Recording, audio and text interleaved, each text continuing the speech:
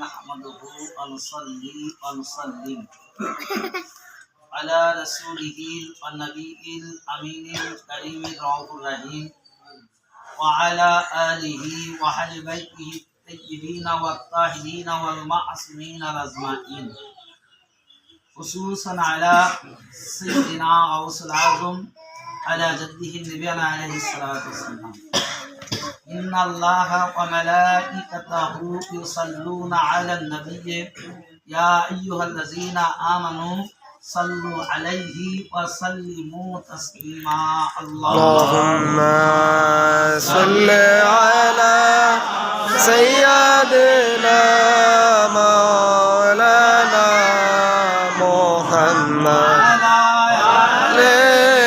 سيدنا شفيعنا محمد আজকের এই মহিমান্বিত 41টা দোয়ার মাহফিল এই বাড়ির মুরব্বী আজ হতে 40 দিন আগে আমাদের সবাইকে দেখে দুনিয়ার সকল মায়া ত্যাগ করে আল্লাহর ডাকে সাড়া দিয়ে তিনি আল্লাহর রাহে অর্থাৎ সেই কবর নামক স্থানে চিরনির্দেশিত হয়েছেন। তাঁরই দোয়া মাহফিল তারা সন্তান সন্তানাদি এবং আত্মীয় স্বজন সমন্বয় মিলিতভাবে আমাদের কাছকে এই মজলিস পাকে আমন্ত্রণ করেছেন। সেই সুবাদে এখানে আসার সুযোগ পেয়েছি, এই জন্য আমরা সবাই বলি আলহামদুলিল্লাহ। সাল্লাল্লাহু আলাইহি সাল্লামের প্রতি দরুদ ও সালাম এবং তার পবিত্র হাত আওলাদ আহলে বাইত পঞ্জাবের তাকে কদম পাকে ভক্তিপূর্ণ সিজদা ও সালাম।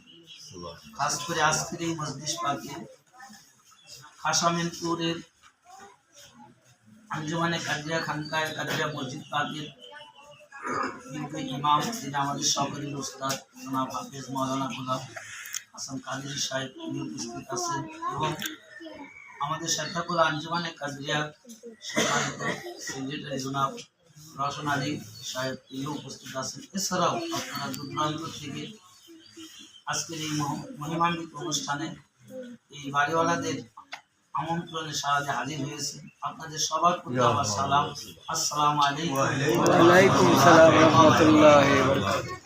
এদিকে দোয়ার মাহফিল, তারপরেও খাস করে কিছু কথা বলার জন্য হাফেজ সাহেবের অনুমতি ক্রমেই অল্প কিছু সময় আপনাদের মাঝে সময় নেব। সেটা হলো যে গত এই জায়গাতেই যে জিয়ারত উপলক্ষে একটি মাজলিস হলো, আমরা সেদিন অনেক লোক উপস্থিত ছিলাম।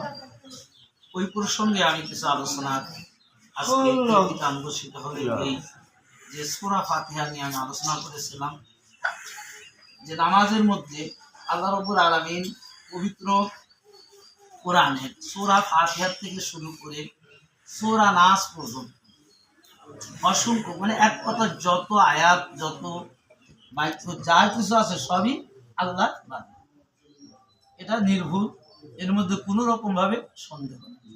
আর এমন একটি বাণী যা আল্লাহ তাআলা নিজেই সত্যায়ন করছেন যে এটা এমন একটি কিতাব যার মধ্যে কোনো সন্দেহ নেই। তো এখানে যে এই যে আমরা নামাজের মধ্যে সূরা ফাতিহাটা ওয়াজিব করে কেন, যে প্রত্যেকটা রাকাতে আপনার এই সূরা ফাতিহা পড়তে হবে।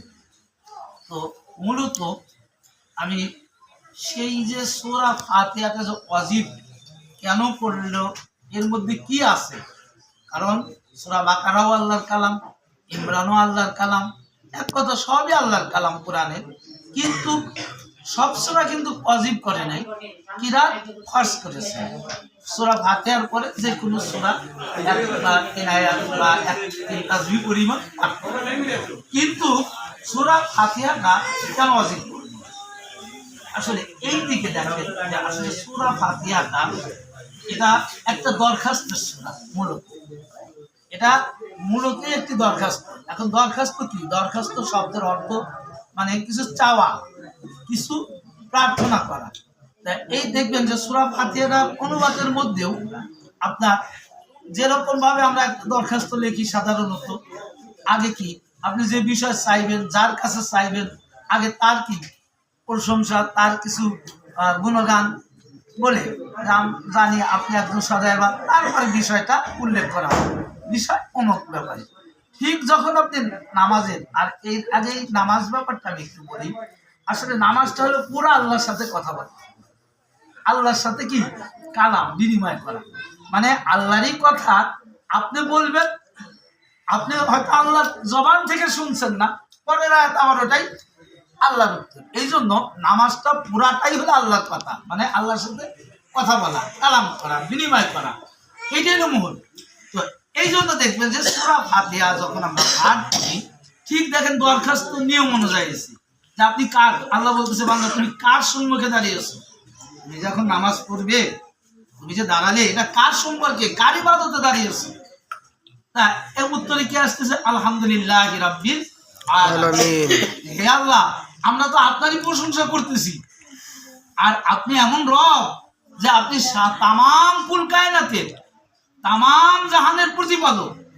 তারপরে কি এটাই শেষ না, যে মালিক ইয়াউমিদ্দিন, আর আপনি শুধু এই দুনিয়ার তামাম জাহানের অধিপত্য তা নয়, আপনি শেষ বিচারের দিনও কি মালিক, মালিক ইয়াউমিদ্দিন। তারপরে কি এই যে দরখাস্ত সিস্টেম দেখবেন, অনুবাদগুলো আসলে পড়বেন, পড়লে বুঝতে পারবেন যে আসলে নামাজ কি বা এই সূরা ফাতিহাটা কি। এবং তারপরে দেখবেন আমরা যখন এটা শেষ হয়ে গেল, তারপরে কি যে ইয়্যাকা না'বুদু, যে আল্লাহ কেন আমরা তো আপনার ইবাদতেই দাঁড়াইছি, আপনার প্রশংসা মহিমা কিন্তু বন্দনা করলাম, তা আপনার ইবাদত বন্দেগী করতেছি, আর কি ওয়া ইয়্যাকা নাস্তাইন, এবং আপনার কাছে সাহায্য প্রার্থনা করতেছি। এখন শুরু হলো দরখাস্ত, যে কিন্তু এটাও কিন্তু বান্দার বাণী না, দরখাস্তটা ঠিক আমরা আল্লাহর কাছেই করতেছি, কিন্তু আল্লাহ শিখাই দিয়েছেন কিভাবে দরখাস্ত করতে হবে। আল্লাহ তার বান্দার প্রতি ইহসান করেছেন, করুণা করেছেন, যে যেমন তেমন ভাবে দরখাস্ত করলে হবে না। আমি রব তোমাদের, আমি তোমাদের আল্লাহ, আমি তোমাদের প্রভু, আমার প্রশংসা করছো ঠিক আছে, আমি শেষ বিচারের অধিপতি, এটাও ঠিক আছে, কিন্তু দরখাস্তটা কিভাবে করতে হবে এটা আমি তোমাদেরকে শিখা দিচ্ছি, কিভাবে এবং কিসের জন্য দরখাস্ত করবে। আর এটা এমনই একটি দরখাস্ত যেটা পৃথিবীর কোনো ব্যক্তির ক্ষমতা নাই ওই দরখাস্ত মঞ্জুর করা, একমাত্র আমি আল্লাহই পারবো ওই দরখাস্তটা মঞ্জুর করার জন্য। এটা এমন একটি দরখাস্ত যে পৃথিবীর মধ্যে কোনো ক্ষমতা নাই এবং কারো দেওয়ার মতো সাধ্য নাই, একমাত্র আমি আল্লাহ যাদেরকে হেসান করব, আমি আল্লাহ যাদেরকে করুণা করে, আমি আল্লাহ যাদেরকে দয়া করে এই দরখাস্ত মঞ্জুর করব, তিনি ওই দরখাস্তের মধ্যে যে মূল বস্তু চাবে সেটা তিনি হাসিল করতে পারেন, অন্য কেউ না। সেই দরখাস্তটা কি?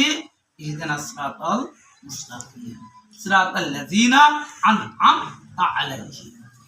এখন এই যে দুইটা, একটা সালাম রাস্তা, একটা সালাম দরখাস্তের বিষয়বস্তু কি হলো, একটা রাস্তা, সোজা সরল রাস্তা, আর একটা কি যে ওই রাস্তা যে রাস্তায় আপনার নিয়ামত প্রাপ্ত ব্যক্তিরা, কারণ সব রাস্তায় আল্লাহ আমাদেরকে দিবেন না। আর এটা কি যে বান্দা এটা কেন চায়, যে এটা এমনই একটি বস্তু, এই নিয়ামতটা, কারণ আল্লাহ দেওয়া নিয়ামত প্রাপ্ত ব্যক্তি, এটা কি পৃথিবীর কারো দেওয়া না, কারো আল্লাহই দিতে পারে, এই জন্য আল্লাহই শিক্ষা দিচ্ছে। এখন এই নিয়ামত প্রাপ্ত ব্যক্তি কে? আমি এইটা যদিও গত অনুষ্ঠানে কিছুটা আলোচনা করেছিলাম, আজকে আমি কিতাব থেকে প্রমাণ করব যে আসলে এই নিয়ামত প্রাপ্ত ব্যক্তি কে, কার রাস্তায় আমরা থাকতে চাচ্ছি। যে এই যে প্রত্যেকটা অক্তের মানে প্রতিটা রাকাতে দরখাস্ত করতেছে, একবার নয়, দুইবার নয়, যদি মানে যে কয় রাকাত, এই যে জোহরের নামাজ যদি কেউ 12 রাকাত করেন 12 বার দরখাস্ত করছেন, যদি কেউ 8 রাকাত করেন 8 বার কি দরখাস্ত করছে, যদি কেউ 10 রাকাত করেন 10 বার কি দরখাস্ত করেছে। কি দরখাস্ত? ইহদিনাস সিরাতাল মুস্তাকিম, সিরাতাল লাযিনা আন'আমতা আলাইহিম। আসলে কোরআন থেকে জেনে নেওয়া যাক আসলে নিয়ামত প্রাপ্ত ব্যক্তিকে। হাদিসের কিতাবে তো যাব, তার আগে কোরআন থেকে জেনে নেই যে আল্লাহ তাআলা বলতেছেন, আমান ইউতিল্লাহি ওয়া রাসূলা ফাউলাইকা মা'আল্লাযিনা আন'আমাল্লাহু আলাইহিম মিনান নাবিয়িনা ওয়াস সিদ্দিকিনা ওয়াস শুহাদাই ওয়াস সালিহিন ওয়া হাসুনা উলাইকা রফিক। সুবহানাল্লাহ। দেখেন আল্লাহ কিন্তু আসলে এমন কোনো কিছু গোপন রাখে নাই। আজকে যদি পরীক্ষা হয়, যদি প্রশ্নপত্রে একটু ফাঁস হয়, ওই ছেলে ফেল করে, কত লেটার মার্ক নিয়ে পাস করে দেয়, কিন্তু আল্লাহ প্রশ্নপত্র ফাঁস করে দিয়েছে কত আগে, তার তো বুঝেনি, তারপরেও আজকে আমরা পরীক্ষা ফেল করি, পাস করতে পারি না। তা আল্লাহ কিন্তু সেই নিয়ামত প্রাপ্ত ব্যক্তিদেরকে দেখা দিলেন, শিখাই দিলেন যে কারা নিয়ামত প্রাপ্ত ব্যক্তি। যে আল্লাহ শিখাই দিলেন যে তোমরা কি করো, আল্লাহ এবং রাসূল পাকের আনুগত্য করবে এবং আর ওই ব্যক্তিদের সঙ্গী হয়ে যাও, ওই ব্যক্তিদের সাথে তোমরা আল্লাহর আনুগত্য করো। কারা? আল্লাহ বলতেছেন আন আমাল্লাহু, আমি আল্লাহ যার উপর নিয়ামত দান করেছি, আর সেই নিয়ামত ওয়ালা ব্যক্তিকে ওয়ান নাবিয়িন, নবীগণ, ওয়াস সিদ্দিকিন এবং সিদ্দিকগণ, ওয়াস শুহাদা এবং শহীদগণ, ওয়াস সালিহিন এবং ন্যায়পরায়ণ মুমিনগণ। কয় শ্রেণী? 4 শ্রেণীর ব্যক্তি উপর আল্লাহ তাআলা নিয়ামত দান করেছেন। তো এখন নবীদের সম্পর্কে কোনো মতনৈক্য নেই। আমরা সবাই জানি যে নবীরা তো আল্লাহর নিয়ামত নবুয়াত নিয়েই এসেছে, এর মধ্যে কোনো সন্দেহ নাই, লা শাক্কা ফি, নবীদের নিয়ে কোনো সন্দেহ নাই। এখন আসেন সিদ্দিক কি হবে, মূল চ্যাপ্টার। এই যে নিয়ামত প্রাপ্ত ব্যক্তি সিদ্দিক আকবর কে সিদ্দিক হবে?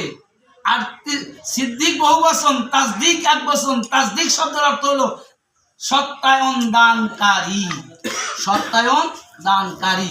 হযরতে আদম থেকে শুরু করে হযরতে ঈসা পর্যন্ত আল্লাহ তাআলা যত নবী এবং রাসূল প্রেরণ করেছেন, প্রত্যেকটা নবীর সাথে একজন করে সত্যায়নকারী দিয়েছেন, অর্থাৎ তাসদিক, সিদ্দিক দিয়েছেন, এবং তার উপর আল্লাহ তাআলা নিয়ামত প্রদান করেছেন। তো ঠিক রাসূল পাকের এই সত্যায়নকারী ব্যক্তি। এখন যদি আমি এটা অসংখ্য তারিখের কিতাব থেকে আমি এটা বর্ণনা করতে পারবো যে এত এত মুহাদ্দিস কিরাম এই সিদ্দিকের ব্যাখ্যা করছে, এই সিদ্দিকের বর্ণনা করছে, যেটা ভাষায় না। তারপরে কোরআন পাকের মধ্যে আরেকটা এই সিদ্দিকের কথা বলছে, ইয়া আইয়ুহাল্লাযিনা আমানুত্তাকুল্লাহ ওয়া কুনু মাস সাদিকিন। এখানে আল্লাহ তাআলা বলেন যে তোমরা কি করো, আল্লাহকে ভয় করার মতন করো এবং যিনি সত্যবাদী তার সঙ্গী তোমরা হয়ে যাও। এই আয়াতের ব্যাখ্যায় অর্থাৎ এই কুনু মাস সাদিকিন, এই সিদ্দিকের সঠিক তাফসিরে আল্লামা জালালউদ্দিন সুয়ুতি বিশুরফিন তাফসিরে দুররে মানসুর 7ম খণ্ড 582 পৃষ্ঠা, আবার নাভায়েসুল মেনন 2য় খণ্ড, আবার মুফতি আজম কুস্তুমকুনিয়া সুলাইমান হুসাইনিয়া বারকি কুন্দুরিয়া তানা লিখিত কিতাব ইয়া নবিউল মুআদ্দাদ 119 পৃষ্ঠা ইবনে মারদুই রিয়া বর্ণনা করেছেন। ওয়া আখ রাজা ইবনে মারদুরিয়া আন ইবনে আব্বাস রাদিয়াল্লাহু তাআলা আন ক্বালা ইত্তাকুল্লাহ ওয়া কুনু মাস সাদিকিন দ্বারা আলী ইবনে আবি তালিব বুঝাইছে। এর ঘটনাটা কি? এই দেখেন যে আসলে অনেক ঘটনা, আমি কয়েকটা কিতাব দিয়ে হাদিসের বর্ণনা দিয়ে এবং প্রখ্যাত আমার উস্তাদ এসে গেছে, প্রখ্যাত সাহাবী হযরত ইবনে আব্বাস রাদিয়াল্লাহু তাআলা আন, তিনি এই হাদিস তার প্রথম তাসদিক হলো যখন রাসূল পাক হিরা পর্বতের গুহার থেকে যখন সূরা আলাকে প্র্যাকটিক্যালি দেখেন, সূরা আলাকে প্রথম কয়েকটা আয়াত নাজিল হলো। নাজিল হওয়ার পরে তিনি সকল আরবের মানে যারা ওই যুগে ছিল তখন তো সবাই মুশরিক, কেউ তো রাসূল পাককে মানে নবী হিসাবে মানে না, সত্যবাদী হিসাবে মানে। তো ঠিক সেই সময় তিনি ডাক দিলেন, সাফা পাহাড়ে উঠলেন, ওঠার পরে ডাক দেওয়ার পরে বললেন যে আচ্ছা এখন যদি আমি তোমাদেরকে বলি যে সাফা পাহাড়ের অপর দিকে তোমাদেরকে শত্রু আক্রমণ করছে, তোমরা কি এটা বিশ্বাস করবে? তখন সবাই এক বাক্যে বলল জি হ্যাঁ, জি অবশ্যই অবশ্যই। কেন? যে আপনি কোনোদিন মিথ্যা কথা বলেন না, আপনি আলামিন সত্যবাদী। আপনি যদি বলেন যে পাহাড়ের অপদেশের মানে শত্রু, আমরা চোখ বুঝে মানে না দেখে বিশ্বাস করি, এইরকম 3 বার ওয়াদা করা যায় যে সত্যি তোমরা বিশ্বাস করবে না। তখন হুজুর পাক সাল্লাল্লাহু আলাইহি ওয়াসাল্লাম বললেন যে আজকে আমি তোমাদেরকে এত একটি সত্যের দাওয়াত মানে খবর দেব, এটা কি তোমরা বিশ্বাস করবে? আগে ওয়াদা করেছিল, হ্যাঁ আমরা বিশ্বাস করি। তো যখনই বললেন যে তোমরা এতদিন যত লাত মানত পূজা, এই যে তোমরা মূর্তি পূজা শিরিক বেদাত যা কিছু করে আসছো, এটা সম্পূর্ণ ভুল, সম্পূর্ণ শিরিক, সম্পূর্ণ কি কাল্পনিক। এখন থেকে আমি রাসূল সত্য একটি বাণী নিয়ে তোমাদের কাছে এসেছি। এখন থেকে তোমাদেরকে ইবাদত করতে হবে, লা ইলাহা ইল্লাল্লাহ, আল্লাহ ছাড়া কোনো মাবুদ নেই। তখন কি অবস্থা? তখন সবাই তো দেদো, কেউ রাসূল পাকের উপর আক্রমণ করতে গেল যে এটা তো জানতাম না যে রাসূল নবী তুমি সত্যবাদী, এত বড় একটা জ্ঞান যন্ত্র মিথ্যা কথা বলবে।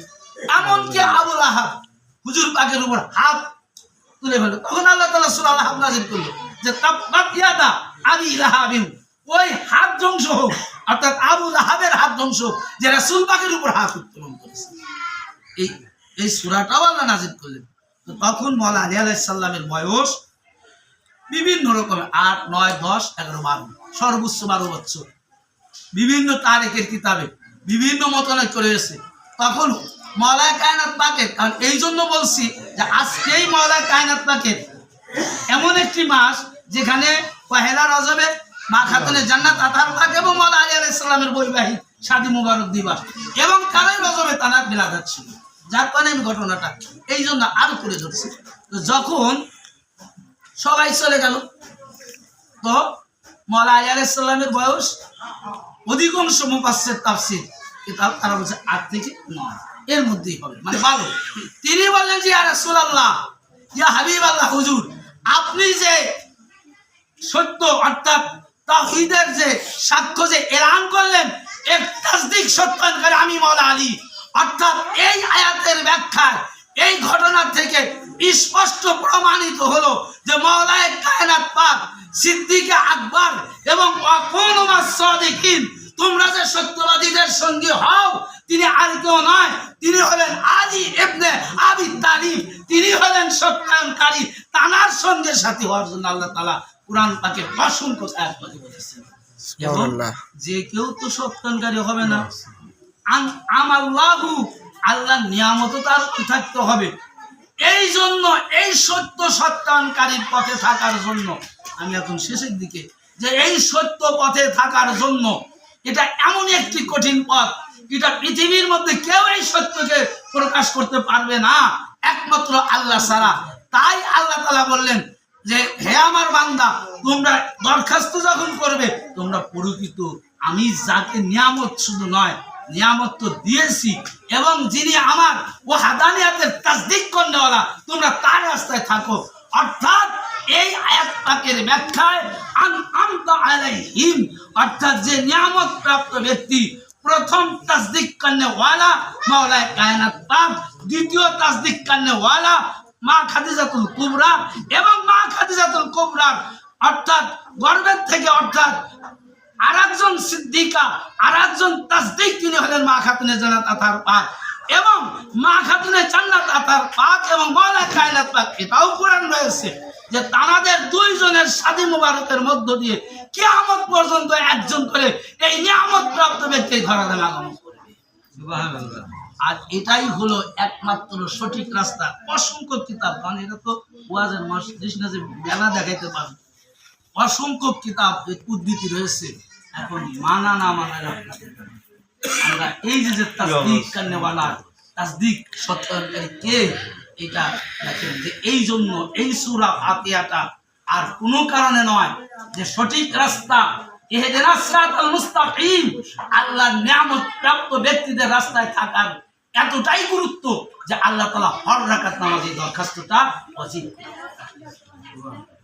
অথচ আজকে আমরা কিন্তু এই ব্যাপারে মহান আল্লাহ রাব্বুল আলামিন আমাদের সবাইকে এই সঠিক সিরাতাল মুস্তাকিম নিয়ামত প্রাপ্ত ব্যক্তিদের রাস্তায় যেন আমরা দৃঢ়ভাবে আঁকড়ে ধরে এই দুনিয়ার জিন্দেগি থেকে শেষ বিদায় দিতে পারি। আমা তাওফিক ইল্লা বিল্লাহ। আসসালামু আলাইকুম ওয়া রাহমাতুল্লাহি ওয়া বারাকাতুহু।